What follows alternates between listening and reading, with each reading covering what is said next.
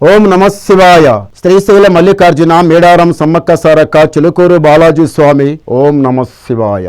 గోపురం టీవీ చూసే వాళ్ళ ప్రేక్షకులందరికీ నమస్కారం. నా పేరు రామ్ శాస్త్రి. చిలక జోషం అంటండి ఆ కాలంలో ఉంది, ఇప్పుడు ఉంది, ఇక ముందు గుడిక నడుస్తుంది. చిలక జోషం అంటండి నిజమందండి, నమ్మండి, వినండి. 12 రాసుల మీద ఆగస్టు నెల 3 నుంచి 9 వరకు ఏ రాశి మీద శని బలం ఎంత ఉంది, ఏ రాశి మీద గురుబలం ఎంత ఉంది, మంచి ఎంత, చెడు ఎంత, లాభం ఎంత, లుక్సాన్ ఎంత, కష్టం నష్టం సుఖం దుఃఖం లాభం లుక్సాన్ చెప్తా వినండి. చిలకమ్మ ఈసారి తులారాశి వాళ్ళ జ్యోతిషం, తులారాశి వాళ్ళ భవిష్యవాణి, తులారాశి వాళ్ళ గణితవాణి చిలకమ్మ. తులారాశి వాళ్ళ భవిష్యవాణి, తులారాశి వాళ్ళ జ్యోతిషవాణి, తులారాశి వాళ్ళ గణితవాణి చిలకమ్మ. దా తులారాశి వాళ్ళ భవిష్యవాణి, తులారాశి వాళ్ళ శాస్త్రం.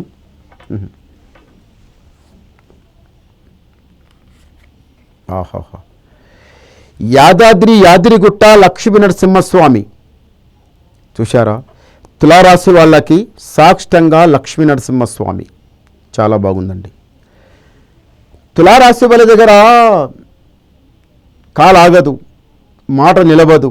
ఏ మాట ఉన్నా తలామని చెప్పేస్తారు, ఏది ఉన్నా ధనామని చెప్పేస్తారు. మనసులో పెట్టుకోరు ఏ మాట అయినా కానీ.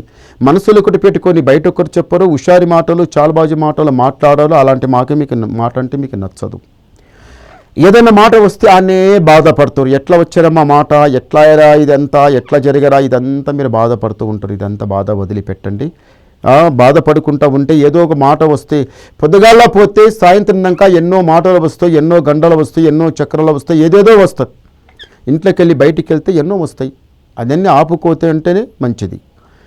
ఈ రాశి వాళ్ళకు, తులారాశి వాళ్ళకి ఏముందంటే మాత్రము ఎక్కువ ఆలోచిస్తారు.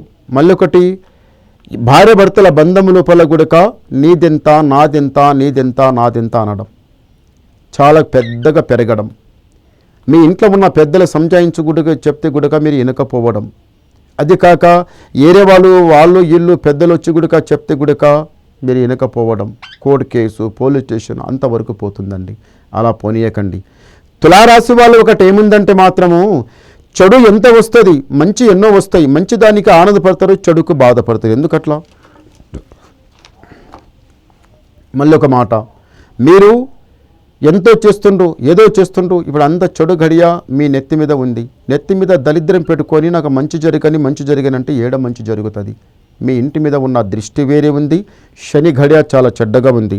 భార్యభర్తల మాట పడవస్తలేదు. ఈ అమ్మాయికి వదిలిపెట్టి నేను ఏరే ఒక అమ్మాయి చేసుకోవాలి, లేకపోతే ఈ అబ్బాయికి వదిలిపెట్టి నేను ఏరే వానికి చేసుకోవాలన్నట్టు మీకు ఆలోచన వదిలిపెట్టండి. మనసులకెళ్ళి తీసేయండి. అది కరెక్ట్ కాదు.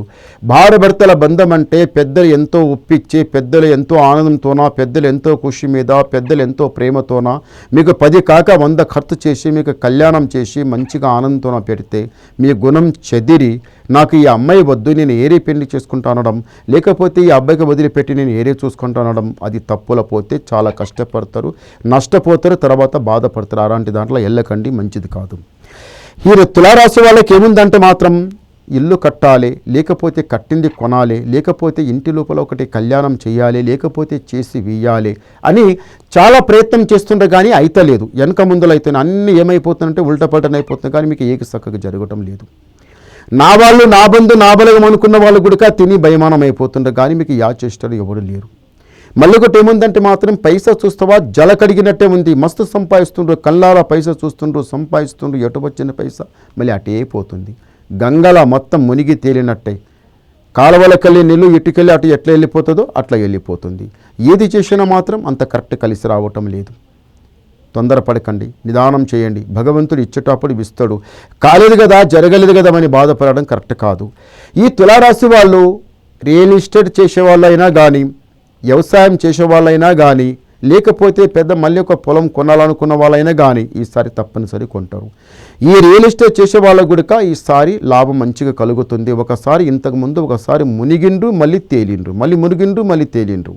ఇప్పుడు మళ్ళీ ముందల మునుగుతామా తేలుతామా అనుకుంటున్నచ్చు, కానీ తప్పనిసరిగా తేలేది ఉంది, మునిగేది ఏమీ లేదు.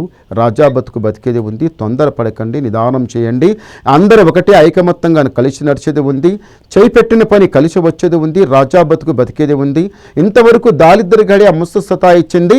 ఇప్పుడు తొందరపడకుండా భగవంతుని మీద భారం పెట్టి నడవండి, మీకు చాలా మంచి జరుగుతుంది. ఒకసారి గవ్వలేద్దాం. ఓం నమ శివాయ. చాలా మంచి గవ్వలు పడ్డాయండి, 4 పడ్డాయి. తులారాశి వాళ్ళకి ఆదాయం 5, యాయం 14, రాజపూజ ఫలం 6, అవమానం 3. చూశారా, గురుబలం తక్కువలో ఉంది, శని బలం ఎక్కువలో ఉంది. గురుబలం చాలా బాగుంది. మీరు ఏ పని చేసినా మీరు తొందరగా చెయ్యండి, మీకు చాలా మంచిగా కలిసి వస్తుంది. రాజా బతుకుతారు, సుఖంగా సంతోషంగా ఉంటారు.